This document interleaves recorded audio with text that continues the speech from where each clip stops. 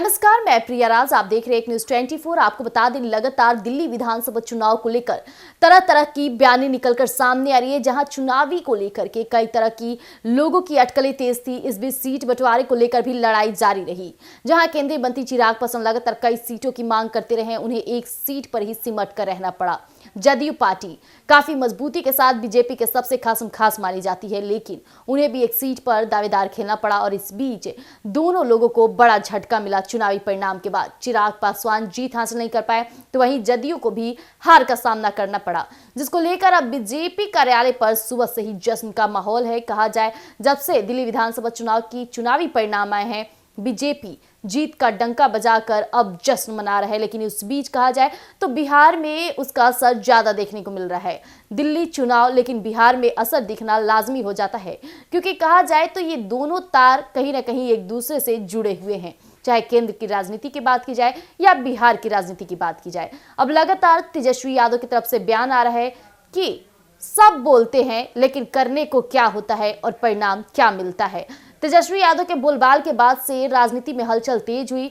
जहां तेजस्वी यादव ने तमाम मुद्दों पर बातचीत की, तो वहीं हर किसी के हार को लेकर एक बड़ा तमाचा भी जड़ा है। इस बीच केंद्रीय मंत्री चिराग पासवान जहां कई सीटों की मांग कर रहे थे, एक सीटों पर सिमट के रह गए।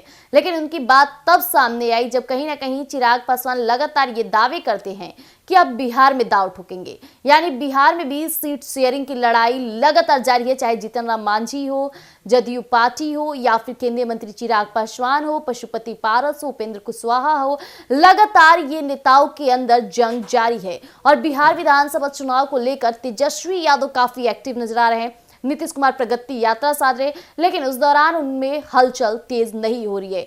नीतीश कुमार काफी शांतिपूर्ण अपनी यात्रा को साध रहे, लेकिन इस बीच एक बड़ी बात तब आती है जब तेजस्वी यादव एमवाई समीकरण तो साधते ही थे, लेकिन अब उनका एक और समीकरण तैयार होने वाला है। जब से पशुपति पारस की मुलाकात लालू प्रसाद यादव से हुई है, तब से अब ये कहा जा रहा है कि राजद में एक और समीकरण जुड़ जाएगा। क्या वो समीकरण पासवानों का होगा, यानी कि चिराग पासवान की खतरे की घंटी बढ़ेगी, क्योंकि चिराग पासवान हमेशा से चाहते हैं कि वो अपना पासवान वोट बैंक खुद की तरफ आकर्षित करते रहें, लेकिन उसके लिए कार्य भी करने पड़ते हैं। ये चिराग पासवान को समझनी होगी।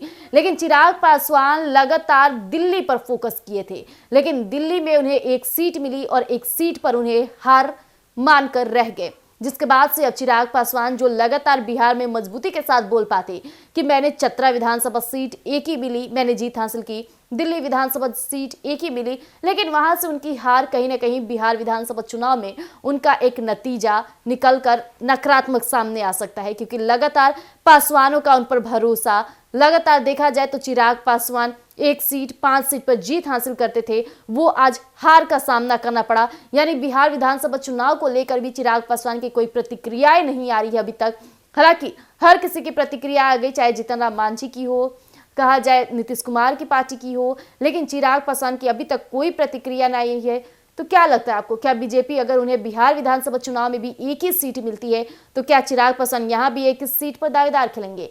यानी कि एनडीए के समर्थन के साथ साथ चिराग पासवान इतने विलीन हो गए हैं कि उन्हें अपने हक की लड़ाई लड़ने को भी मंजूर नहीं रह रहा है। इस बीच जितना ही सीट उन्हें मिल रहा है, उतना ही सीट में वो सक्षम हो जा रहे हैं, और हार का सामना करने के बाद भी चिराग पासवान कुछ बोलबाला नहीं कर रहे। लेकिन इस बीच तेजस्वी यादव जो काफी दमदार विपक्ष के तौर पे डटे हुए हैं, वो लगातार हर नेताओं की प्रारूपता बातों को सामने रखते नजर आ रहे हैं। यानी दिल्ली विधानसभा चुनाव कहीं ना कहीं बिहार विधानसभा चुनाव में भी गड़बड़ी के साथ साथ लोगों की संकट बढ़ाती नजर आ रही है। तो ऐसे तमाम अपडेट्स के लिए बने रहिएगा एक न्यूज 24 पर। दीजिएगा इजाजत, धन्यवाद।